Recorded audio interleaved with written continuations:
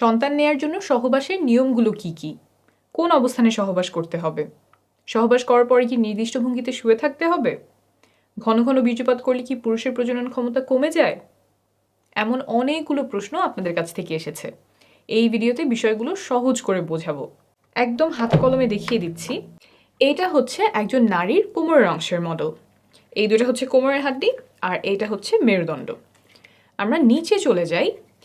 এই ওপরে যে ছোট্ট ছিদ্রটা দেখতে পাচ্ছেন, এটা হচ্ছে প্রস্রাবের রাস্তা, এদিক দিয়ে প্রস্রাব বের হয়। তার নিচে এই যে এই ছিদ্রটা দেখতে পাচ্ছেন, এইটা হচ্ছে যোনিপথের ছিদ্র।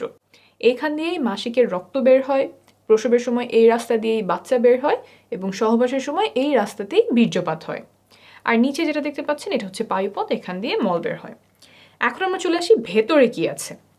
সবচেয়ে উপরের ছিদ্রটা ছিল প্রস্রাবের রাস্তা, তাই আমাদের প্রস্রাবের রাস্তার পেছনে আছে মূত্রথলি। এখানে প্রস্রাব জমা থাকে, তারপর প্রস্রাবের রাস্তা দিয়ে বের হয়ে যায়। এখন আমরা আসবো যোনিপথের রাস্তার পেছনে কি থাকে। সন্তান ধারণ বোঝার জন্য এটাই সবচেয়ে গুরুত্বপূর্ণ। যোনিপথের পেছনে থাকে এই জিনিসটা, আস্তে আস্তে বোঝাই। এই যে দেখছেন ছিদ্রটা, এটাই হচ্ছে যোনিপথের ছিদ্র। এদিক দিয়েই রক্ত বের হয়, এদিক দিয়েই বীর্যপাত হয়, আবার এই রাস্তা দিয়েই বাচ্চা প্রসব হয়। তো এইখানে হচ্ছে আমাদের বীর্যপাতটা হয়। বীর্যপাত হওয়ার পরে শুক্রাণু এইখান থেকে চলে যায় জরায়ুতে। জরায়ুটা হচ্ছে এই জিনিসটা, এই যে এইটা হচ্ছে আমাদের জরায়ু। ভেতর থেকে কীরকম দেখা যায়? ভেতর থেকে এরকম দেখা যায়। আমি আরেকটা ভালো মডেলে এই যোনিপথ এবং জরায়ুটা দেখাচ্ছি। এই যে এটা একই, এই জায়গাটা, এইটা হচ্ছে আমাদের যোনিপথের ছিদ্র, এই দিক দিয়ে মাসিকের রক্ত বের হবে। ভেতর থেকে যদি আসি, তাহলে এই যে এইখানে আমার যোনিপথের ছিদ্র, এইটা হচ্ছে যোনিপথ, আর এই যে এইটা হচ্ছে আমাদের জরায়ু। সহবাসের সময় এই জায়গাটাতে বীর্যপাত হয়। এইখান থেকে শুক্রাণু জরায়ুর মুখ এই পর্যন্ত পৌঁছাতে লাগে মাত্র কয়েক সেকেন্ড। এখন অনেকে আমাকে প্রশ্ন করেন যে সহবাসের পরে কতক্ষণ চিত হয়ে শুয়ে থাকতে হবে, পা উঁচু করে কতক্ষণ রাখতে হবে, কোমরের নিচে কয়টা বালিশ দিতে হবে, বা শুনেছি অমুক অবস্থানে সহবাস করতে হবে, কিন্তু ওই অবস্থানটা আমার কষ্টদায়ক হয়। এই যে যতগুলো কাজ বললাম, এই কাজগুলোর কোনোটা গর্ভধারণে বা সন্তান ধারণে উপকার করে এমন কোনো প্রমাণ নেই।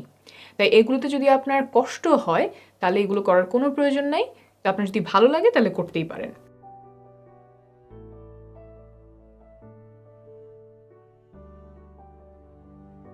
তবে একটা কাজ আছে যেটা করলে গর্ভধারণে বা সন্তান ধারণে অনেক উপকার হয়, এটা প্রমাণিত। সেটা হলো সঠিক সময়ে সহবাস করা। সঠিক সময় বলতে এই যে এখানে যে বীর্যপাতটা হলো, তারপর শুক্রাণুর কিন্তু অনেক দূর পর্যন্ত যেতে হবে। শুধুমাত্র জরায়ুতে গেলেই হবে না, জরায়ুর পরেও আরও রাস্তা আছে, সেটা আমি দেখাচ্ছি। এই যোনিপথ পার হয়ে, জরায়ু পার হয়ে নালী পর্যন্ত আসতে হয়। এই যে জরায়ুর দুই পাশে যে জিনিসটা দেখছেন, এইটাই ডিম্বাশয়। এইখানে ডিম্বাণু থাকে, তারপর ডিম ফুটে বের হয়ে নালীতে আসে। এইখানে এসে ডিম্বাণু শুক্রাণুর সাথে মিলিত হয়। অর্থাৎ শুক্রাণুর যে লম্বা পথ, যোনিপথ, তারপর জরায়ু, তারপর নালীতে আসা, এই লম্বা যাত্রায় তাকে অনেক কিছু সাহায্য করে। যোনিপথের যে স্রাব আছে, জরায়ুর যে স্রাব আছে, তারপর সংকোচন প্রসারণ, এই সব মিলে শুক্রাণুর পথটাকে সুগম করে। কিন্তু এই সুগম করার কাজ সে মাসের একটা নির্দিষ্ট সময়েই করে, যেটাকে আমরা বলি ফার্টাইল টাইম। অন্য সময়গুলোতে এই স্রাবগুলো শুক্রাণুর জন্য সহায়ক না, দরজাগুলো বন্ধ করে দেয় যাতে শুক্রাণু জায়গা মতো পৌঁছাতে পারে না। তাই এই ফার্টাইল টাইম বা সঠিক সময়, সহবাসের সঠিক সময় জানাটা খুব গুরুত্বপূর্ণ। কিছু লক্ষণ আছে যা দেখে এই সময়টা খুব ভালোভাবে চিনতে পারা যায়। এটা নিয়ে আমি আলাদা একটা ভিডিও করেছি, আপনারা চাইলে দেখে নিতে পারেন। এখন আসি এমন একটা বিষয়ে যাতে সন্তান ধারণের ক্ষমতা কমে যাওয়ার সম্ভাবনা আছে। সহবাসের সময় অনেকে পিচ্ছিল করার জন্য মুখের থুতু ব্যবহার করেন, আবার কেউ কেউ লুব্রিকেন্ট ব্যবহার করেন। ল্যাবে পরীক্ষা করে পাওয়া গেছে যে থুতু এবং কয়েক ধরনের লুব্রিকেন্ট শুক্রাণুর চলাচল ক্ষমতা কমিয়ে দেয়। তাই সাবধানতা বশত এসব পরিহার করার পরামর্শ দিচ্ছে American society for reproductive medicine.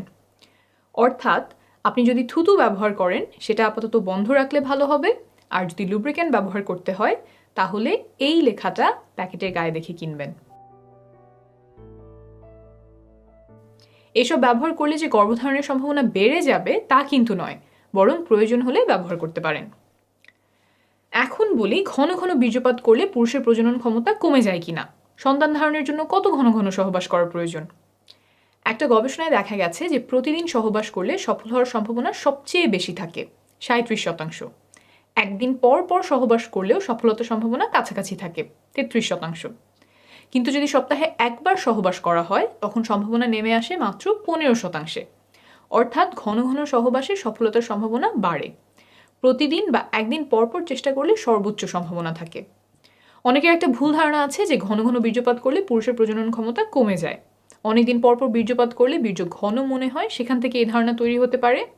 তবে প্রায় 10,000 বীর্যের স্যাম্পল নিয়ে করা একটা বড় গবেষণায় দেখা গেছে যে প্রতিদিন বীর্যপাতেও শুক্রাণুর সংখ্যা স্বাভাবিক থাকে। আমি নিচে রেফারেন্স দিয়ে দিব, আপনি নিজেই চেক করে নিতে পারবেন। মোট কথা, প্রতিদিন বা একদিন পরপর চেষ্টা করলে সর্বোচ্চ সম্ভাবনা থাকে। আর যদি ফার্টাইল উইন্ডো বা গর্ভধারণের সবচেয়ে সম্ভাবনাময় সময়টা খুঁজে বের করে তখন ঘন ঘন চেষ্টা করা যায় তাহলে আরও ভালো।